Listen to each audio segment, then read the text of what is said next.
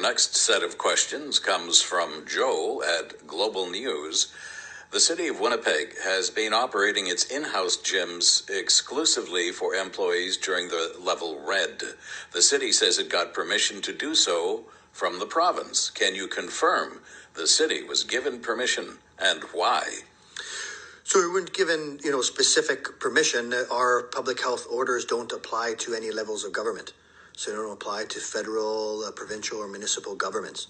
So, so I am aware of health inspectors had visited some of these gyms and found them safe. But the real issue, they weren't given an exemption outside of the order. The order itself doesn't apply to governments. Second question, so why can't small apartments or condo or family gyms operate following the same guidelines used by the city?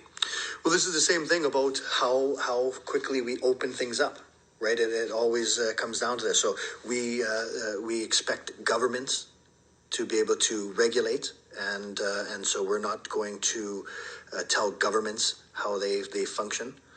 And so if, they feel that they could have a limited capacity and run these gyms for their employees for certain reasons, then we're not regulating that.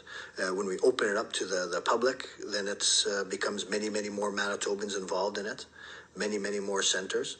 And so it's, again, we're getting back to where we were in October and November. We constantly hear from Manitobans, from businesses about how safe their operation is. And I certainly don't doubt their efforts and the protocols they have. It's just that where were we in October and November? Everyone was doing their best. Everyone was committed.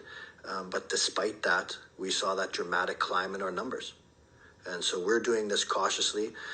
This here is a specific situation, but our orders right from the very first public health order we wrote does not apply to governments.